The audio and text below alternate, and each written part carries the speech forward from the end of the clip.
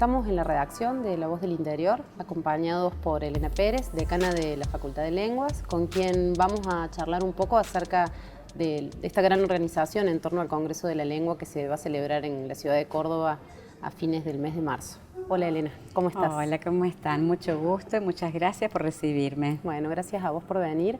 Lo primero que queríamos preguntarte era bueno, ¿por qué es importante para la Universidad Nacional de Córdoba organizar un evento como el Congreso de la Lengua en esta ciudad y en este momento?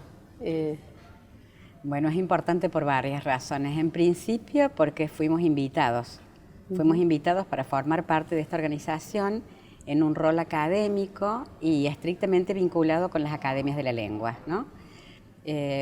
Como sabrás, hay 23 academias de la lengua española y esas 23 academias toman decisiones respecto de estos eventos que competen a todas, ¿no? Entonces, junto a esa congregación, esa asociación, que es la Asociación de Academias de la Lengua Española, la universidad fue invitada a participar académicamente. Bien. O sea que en principio hay un ofrecimiento a participar de este evento y un interés genuino de parte de la universidad, porque se trata de un evento muy vinculado a la cultura, de una lengua que hablamos y que nos habla, y también muy vinculado a actividades académicas, ¿no? No hay esfera casi del saber que no tenga que ver con el idioma, especialmente con este idioma español, ¿no?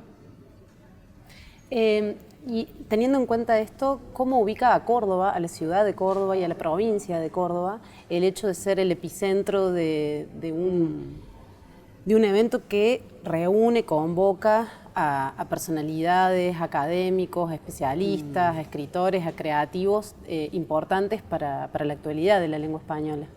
Bueno, por unos días nos va a poner en el foco de la atención del mundo hispanohablante, ¿no? En el foco exacto, porque los congresos se transmiten, los institutos que hay en el mundo, los institutos de español, los institutos Cervantes que hay en el mundo, suelen transmitir por lo menos las conferencias más importantes en directo para todos los institutos que hay en el mundo, es decir, desde China a India, pasando por Marrakech y siguiendo por todo lo que hay en Latinoamérica. De modo que seremos el centro de atención del mundo hispanohablante durante unos días.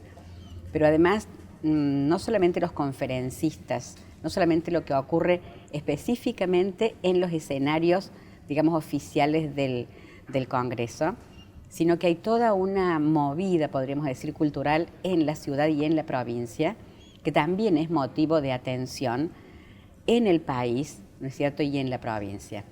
Hoy tuve una entrevista con una radio de Buenos Aires, que es la radio del Colegio de Traductores de la ciudad de Buenos Aires, y me decía, tenemos mucha información, tenemos mucha publicidad, nos está llegando todo el tiempo información sobre Córdoba y las actividades que en Córdoba se están programando. Es decir, me parece que esto tiene una caja de resonancia importante, la gente está prestándole atención a este evento, probablemente porque es la primera vez que se hace en Córdoba, la segunda vez que se hace en Argentina, está prestándole mucha atención y creo que ese es el motivo por el cual está resonando tanto. Además de que hay espacios en Córdoba que han sido puestos en valor como el Teatro Libertador, que va a ser el epicentro de las conferencias, ¿no? Y porque seguramente en esos días los cordobeses van a caminar y se van a encontrar con distintas propuestas de actividades que van a estar en la calle y que van a formar parte también de lo que queremos que este Congreso sea, ¿no? Desde el arranque, todos los que participamos en la organización dijimos, no queremos que sea un Congreso para especialistas de la lengua, no queremos que sea solo un Congreso de académicos y lingüistas o filólogos, queremos que sea un Congreso de la gente, que la gente pueda apropiarse de esta fiesta, que la gente pueda reflexionar sobre esto y que los debates y los interrogantes se planteen, sí, en las discusiones de los expertos, ¿no? ¿Qué desafíos plantea esto, en especial para la Facultad de Lenguas, que también va a cumplir un rol dentro de este congreso muy importante? La facultad está movilizada, totalmente movilizada en su totalidad. Hace más de un año trabajamos en un proyecto, pusimos en marcha un proyecto que se llama Las Hablas de Córdoba, que fue financiado por el Ministerio de Ciencia y Tecnología y que fue un poco a propósito también del Congreso de la Lengua, que salimos a buscar las tonadas perdidas, las palabras inusuales, el lenguaje de la generación saliente, que es la generación que tiene más de 6 décadas. Salimos a buscar las palabras propias de las regiones que no son la capital y hemos logrado una base de datos, un conjunto de datos muy importante que vamos a poner a disposición de los propios cordobeses a partir del 21 de marzo, ¿no? Si es posible, en una instalación callejera donde puedas pasar, donde puedan pasar los jóvenes, los chicos, los grandes, los medianos, la gente que no tiene nada que ver con el estudio del idioma, puede pasar, mirar las entrevistas, reconocerse en esas entrevistas, contrastar con su tonada natal, jugar con palabras, armar refranes, no sé, descubrir que mate cocido y yerbeado en Córdoba son sinónimos, por ejemplo, ¿no? De manera que ese fue uno de los principales proyectos de la facultad. Tenemos otro en marcha, como uno que se llama La Ciencia nos habla en español, y que está captando algunos proyectos de las llamadas ciencias duras, y que queremos poner en español.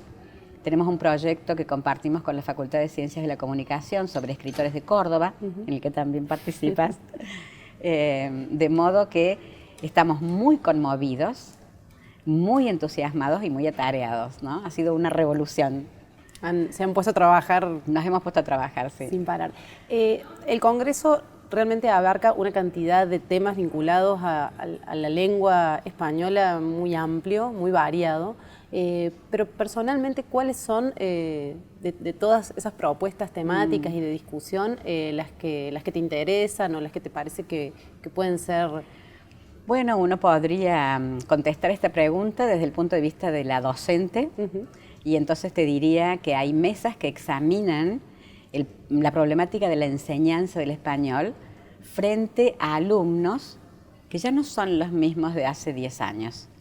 ¿No? Ni hablar de cuando yo estudiaba, llegábamos con una hoja en blanco, y no sé, o probablemente cuando vos estudiabas, llegábamos y nos sentábamos con una hoja en blanco a esperar que el profesor abriera el fuego, abriera la clase y nos diera todos los datos que nosotros no teníamos.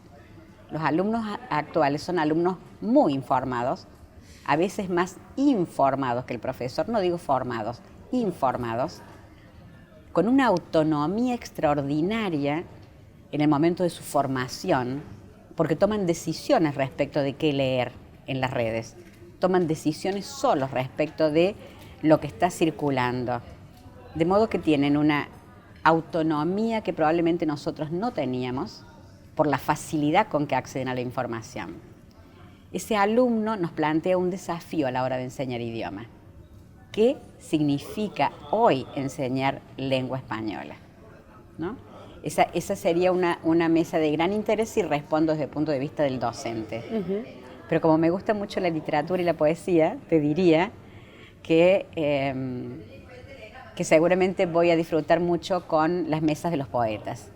Voy a disfrutar con la visita de Luisa Valenzuela, de Sergio Ramírez, de Ana María Schwa, de Teresa Andrueto, de Jorge von der Brieder, bueno, de todos los poetas y narradores argentinos y mexicanos, el propio Juan Villoro, y latinoamericanos y españoles, ¿no es cierto?, que nos van a visitar. Esa sería, digamos, si tuviera que hacer una opción, quizás optaría por la literatura, ¿no? Bien. Que me parece como el grado sumo de la escritura. En estos últimos meses, cuando se empezó a acercar la fecha del Congreso de la Lengua, hubo varias discusiones y se pusieron algunos temas sobre el tapete vinculados a la lengua española, pero me parece que por ahí se habla mucho del habla y menos del código escrito o menos de la lengua escrita. ¿Qué te parece que es interesante hoy en día para discutir en torno a la lengua española hablando en la lengua escrita, en la escritura? Hay como dos partes en tu pregunta, ¿no? La primera, esta diversidad de puntos de vista respecto del acontecimiento del Congreso y de lo que el español ha sido como lengua de conquista y hegemonía. Sí, los imperios se expanden con su lengua. Eso hizo el pueblo romano. Extendió el latín cuanto pudo. Y por eso estamos hablando una lengua que viene del latín. En realidad, la historia de las conquistas es también la historia de los idiomas, ¿no? Es la historia de los idiomas es la historia de los sometimientos también, es cierto, es cierto.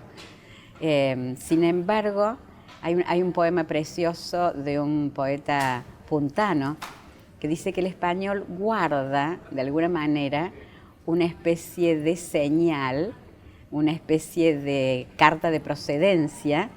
El poeta dice, un oscuro puñal inadvertido, que es la tonada.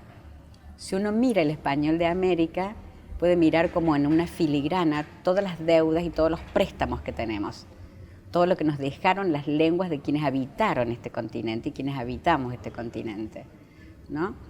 Los préstamos de las lenguas originarias, los préstamos de las sucesivas inmigraciones, los préstamos de las lenguas afro que llegaron como esclavos, ¿no? a los países de América. De manera que es un español mestizo, acriollado, pasado por un proceso que es el proceso de nuestra historia, ¿no? Incluida la colonia y la época de la precolonia. Y con respecto al habla y a la lengua, déjame decirte que el habla va siempre delante de la lengua, ¿no? Los hablantes no consultan el diccionario antes de hablar. Los hablantes hablan y cuando algo les queda más cómodo, lo dicen en la forma en que les queda más cómodo. Y si una palabra significa un verdadero trabalengua, la cambian. Y si una palabra no sirve para ser usada, la olvidan. De manera que yo creo que el habla es como el mascarón de proa de cualquier sistema de la lengua, porque terminan esos usos imponiéndose y convirtiéndose en norma, ¿no? En algún momento, para hacer un poco de historia, la F inicial era una palabra, era común. La F inicial, ¿no es cierto?, encabezaba palabras como hijo o como hierro. Y sin embargo, esa F inicial cayó. Probablemente haya tardado muchos años en caer en la lengua escrita y más rápido cayó en el habla, ¿no? Quizás el habla sea uno de los componentes más dinámicos del sistema y el componente esencial para que el sistema avance, ¿no?